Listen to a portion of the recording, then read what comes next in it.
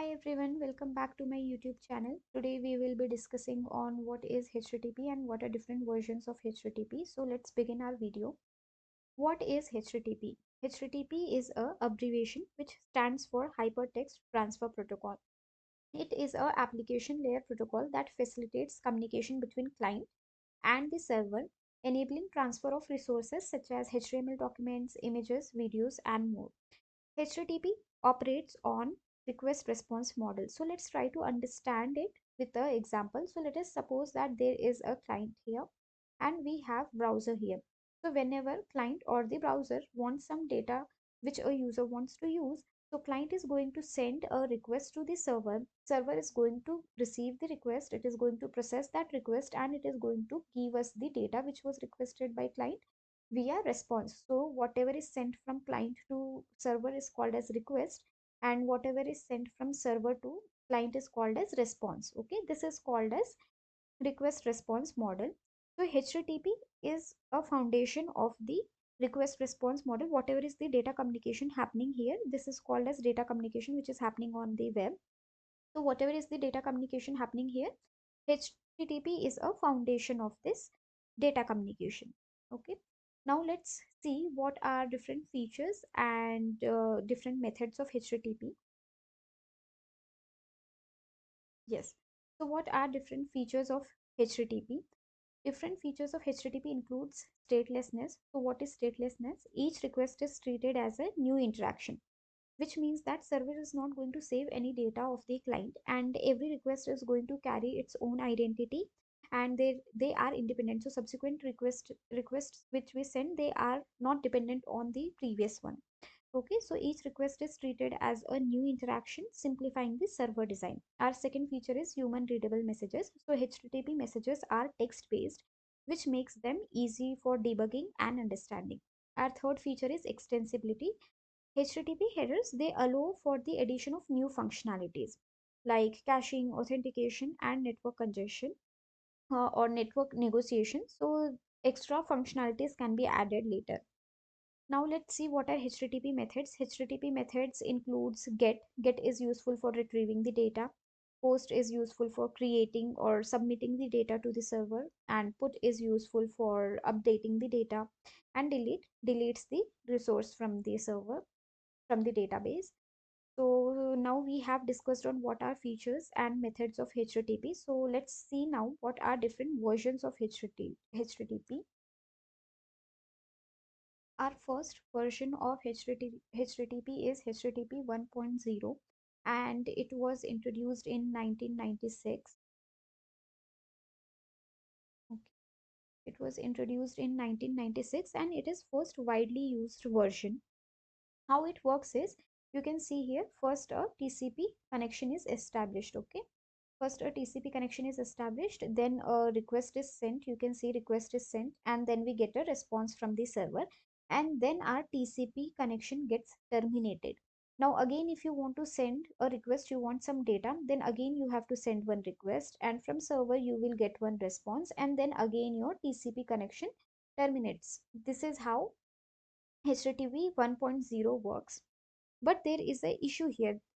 So issue you can recognize what is happening here is, every time you request some data, a new TCP connection is made. You wait, you send request, you wait for response, then TCP connection terminates. Then again, if you want again one data, you send request and then you wait for response, and then TCP connection gets terminated.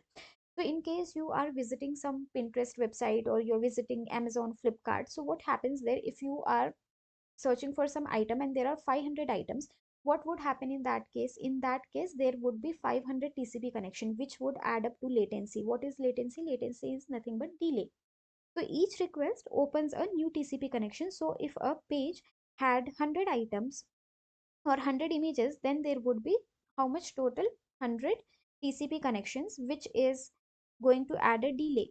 And it is not persistent connection, it is very slow for multiple files, and it can be, we can say that it is the simplest and used, mostly used version, but it is not efficient, and it will lead your website to load very slow, and you might not retain the traffic, your users might not want to visit your website. That was the problem with HTTP version 1. Then we have HTTP version 1.1. HTTP version 1.1, this solved the major performance issues which we were facing in 1.0. So issues which it solved were performance related, and it also introduced something called as persistent connection. What is persistent connection? Persistent connection means that one TCP connection will be made, and in the same connection you can send multiple requests and responses. So you can see a connection is made here. At first you have a TCP connection, then you have request response, request response, request response. Okay, so you are not in the previous one. If you observe at here, at this point, once you have got the first response, TCP connection used to break, then again a new used to come, then here it used to break. So this was adding a delay to our request response cycle. So here you can see only one TCP connection is made, and in the same request, in the same connection, you can send multiple request responses. Okay, so this is about HTTP 1.1, where we have persistent connection. This is the first point. Then it also added the pipelining. What is pipelining? So pipelining is nothing but sending multiple requests before getting response. So here you can see an example of pipelining. You send first request and then you send the second one also, which means that you are not waiting for the response from the server. So like in this you can see, once you got the response, then only you sent your second request, then you got response, then only you sent your third request. That is not is that is not happening in 1.1. That is called as pipelining. Okay, pipelining means you are sending multiple requests and you are not waiting for response. Also it added chunked transfer encoding. What is chunked transfer encoding? Chunked transfer encoding is nothing but it is useful for streaming data like gaming or video calls. So all of the data is transferred in chunks. And it added caching, cache control, and host headers. So these were few features of HTTP 1.1, but there was one disadvantage here, that is head of line blocking. What is head of line blocking? Head of line blocking is nothing but that one slow request could delay the other. So if this request is slow, then next request would be impacted. That is what is called as head of line blocking. Now let's see our third version of HTTP, that is HTTP 2. So HTTP 2, it is built for speed. It also uses the same concept, single TCP connection for multiple requests, but it introduced an important feature called as multiplexing. What is multiplexing? Multiplexing means that multiple request and response can be sent in parallel. So previously you saw that one request, if there is a delay in first request, then next we're getting impacted, but here it is not the same case. Here, requests and responses can be sent in parallel. They work parallelly and concurrently without waiting for each other. And it makes use of binary framing. What is binary framing?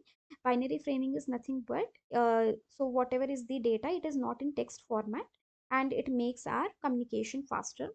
And it supports something called as HPAC, that is compression of the header compression, HPAC, and it reduces the data size, leading to faster data transfer. Okay, and it also supports the server push, which means that server can send files before the browser even asks. And what a result of it? Page loads faster, there are fewer round trips, and better performance. Now let's get into our fourth version. Our fourth version is HTTP 3, which was introduced in 2020.